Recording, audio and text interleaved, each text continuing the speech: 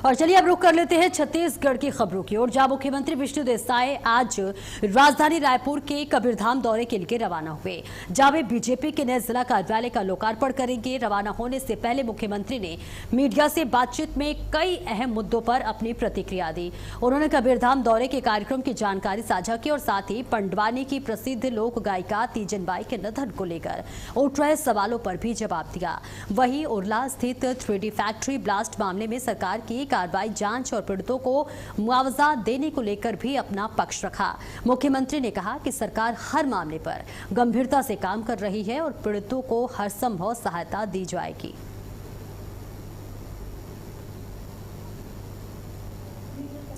तो तस्वीर आप तक साझा कर रहे हैं, जहां पर बीजेपी जिला कार्यालय में देखिए लोकार्पण होने वाला है, जहां तीजन बाई और फैक्ट्री ब्लास्ट पर मुख्यमंत्री का ये बड़ा बयान सामने आया है। उरला हादसे पर कार्रवाई और मुआवजे का भरोसा दिलाया गया है। कबीरधाम रवाना हुए मुख्यमंत्री विष्णुदेव साय और इसके साथ ही बीजेपी जिला कार्यालय का लोकार्पण करेंगे।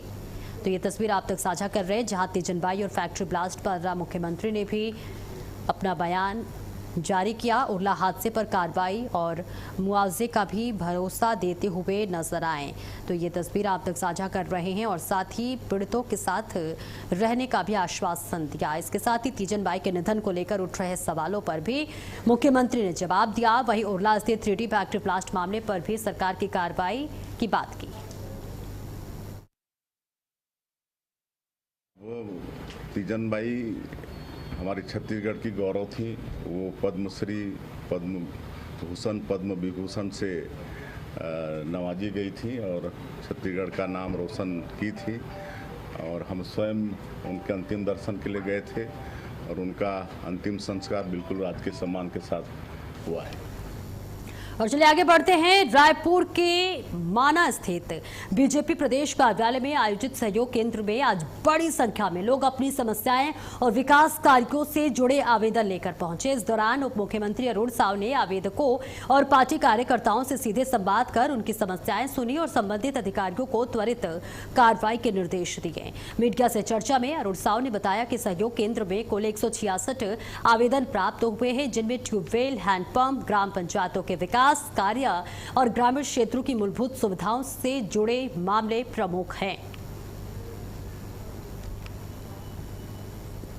तो विकास कार्यों को लेकर उप मुख्यमंत्री ने अपना बयान दिया है, जहां उन्होंने बताया कि बीजेपी सहयोग केंद्र में पहुंचे 166 आवेदन और सभी लोगों की यहां पर समस्याएं सुनी गई।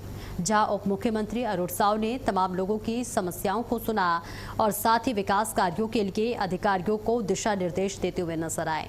इस बीच कई बड़ी सौगात भी मिली, कई निर्माण कार्यों को स्वीकृति मिली है। और इस बीच आपको बताते चले कि बीजेपी सहयोग केंद्र में तमाम लोग अपनी समस्याओं को लेकर पहुंचे हुए थे और सभी की समस्याओं को सुनते हुए उप मुख्यमंत्री नजर आए और साथ ही आश्वासन दिया कि सभी की परेशानियों को दूर किया जाएगा, सभी के आवेदन पर जल्द से जल्द सुनवाई की जाएगी।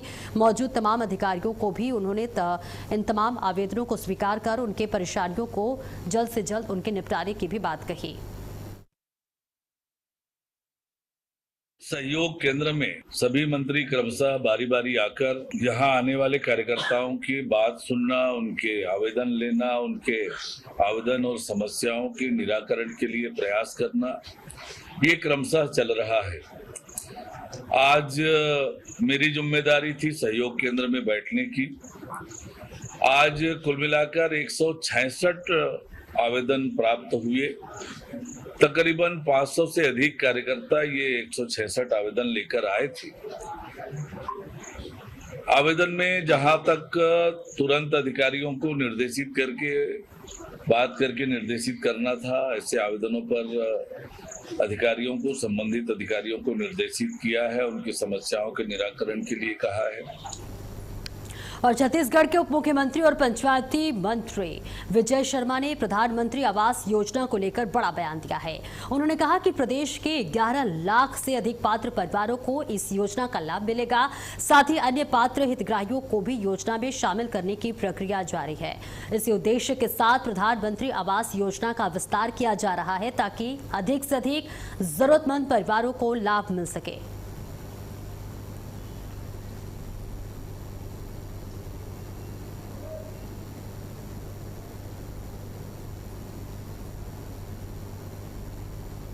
अनेक और अनेक स्थानों से ये बात आई। हालांकि अभी तक हमने 11 लाख आवास पूर्ण कर लिए हैं। अनेक और आवास हैं, लाखों आवास हैं जिनको अभी बनाया जा रहा है। वादे के मुताबिक सारे ही 2011 की पूरी सर्वे सूची, 2011 के सर्वे सूची के उपरांत आवास प्लस की पूरी सर्वे सूची समाप्त कर ली गई है। मुख्यमंत्री ग्रामीण आवास योजना के अंतर्गत, मानी ग्रामीण आवास न्याय योजना के अंतर्गत 47,000 वो भी कंप्लीट कर लिए गए हैं। 15,000 में से लगभग 5-7 हज़ार आवास हम नक्सल समस्या में दे चुके हैं और साथ ही साथ 32,000 आवास PM जनमन के अंतर्गत दिया जाए। सारे आवास हो गए। और छत्तीसगढ़ विधानसभा का मानसून सत्र 13 जुलाई से 17 जुलाई तक आयोजित होगा। इस 5 दिवसीय सत्र में राज्य सरकार 8 महत्वपूर्ण विधेयक सदन में पेश करेगी और इसके साथ ही जनहित और प्रदेश से जुड़े कई अहम मुद्दों पर भी चर्चा होने की संभावना है। उप मुख्यमंत्री अरुण साव ने कहा कि सरकार विपक्ष के सभी सवालों का जवाब देने के लिए पूरी तरह से तैयार है। विधानसभा का सत्र 13 जुलाई से 17 जुलाई तक वर्षाकालीन सत्र आयोजित होगा। सत्र में लगभग 8 विधेयक सरकार की ओर से आने वाले हैं। अन्य जो विधायी काम है वो भी होंगे। कुछ महत्वपूर्ण विषयों पर और चर्चा होगी। राज्य सरकार विपक्ष के हर प्रश्न के उत्तर देने के लिए तैयार है। हमारी सरकार मुख्यमंत्री विष्णुदेव साय जी के नेतृत्व में लगातार छत्तीसगढ़ की जनता के बेहतरी और हित के लिए काम कर रहे हैं। छत्तीसगढ़ वक्फ बोर्ड के अध्यक्ष सलीम राज के शादी और धर्म परिवर्तन को लेकर दिए गए बयान पर सियासत गर्मा गई है। सलीम राज ने कहा कि सामाजिक सहमति के तहत बिना कोर्ट की अनुमति इस्लामी शादी नहीं होगी और गैर मुस्लिम महिला या फिर पुरुष को इस्लाम कबूल करने तथा कोर्ट की मंजूरी के बाद ही इस्लामी विवाह की अनुमति होगी। इस बयान पर कांग्रेस ने कड़ी आपत्ति जताई है। कांग्रेस संचार प्रमुख सुशील आनंद शुक्ला ने इसे सस्ती लोकप्रियता हासिल करने की कोशिश बताया। उन्होंने कहा कि भारतीय संविधान सभी नागरिकों को अपनी पसंद से विवाह करने और धर्म का पालन करने का अधिकार देता है।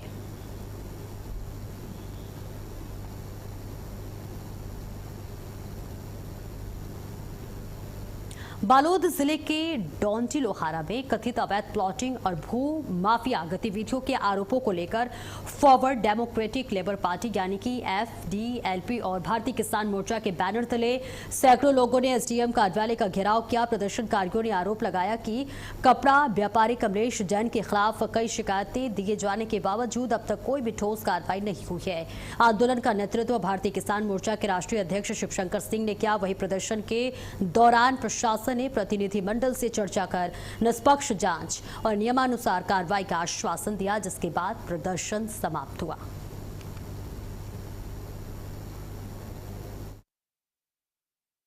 विधिवत तरीके से कोई भी कार्रवाई नहीं करते हैं। वो कहीं ना कहीं वहाँ पे जो कारपोरेट है, सिंडिकेट कारपोरेट है पहले, या ये कपड़ा माफिया है, कपड़ा व्यापारी जो भू माफिया है, वो आदिवासियों की जमीन को डरा धमका करके कभी उधारी बना करके अपने कैप्चर में रखे रहता है। कई सरकारी संपत्तियों को वो अपने नाम से करके बैठा है। प्रशासन उस पर कोई कार्रवाई नहीं करती। आवेदन लेते हैं, आवेदन जमा हो जाते हैं, तो इसलिए उस पर कार्रवाई करने के लिए उस आंदोलन को किया गया, घेराव किया गया था कि जब SDM साहब उस पर कार्रवाई नहीं कर सकते तो उस कार्यालय में बैठने का अधिकार नहीं है। और अंबिकापुर में पुलिस विभाग के एक आरक्षक और उसकी पत्नी पर 30 लाख रुपए की कथित धोखाधड़ी का मामला दर्ज होने से हड़कंप मच गया। आरोप है कि दोनों ने जमीन खरीदने और PWD से 75 लाख रुपए का भुगतान मिलने का झांसा देकर एक महिला से अलग अलग किश्तों में 30 लाख रुपए उधार लिए, लेकिन तय समय पर रकम वापस नहीं की। पीड़िता का कहना है कि लंबे इंतजार के बाद केवल 10 लाख रुपए लौटाए गए, जबकि बाकी 20 लाख रुपए के लिए दिए गए 2 चेक बैंक में बाउंस हो गए। कानूनी नोटिस के बावजूद भुगतान नहीं किया गया और धमकी देने के भी आरोप लगे हैं। शिकायत के बाद DGP के निर्देश पर गांधीनगर पुलिस ने मामला दर्ज कर जांच शुरू कर दी है।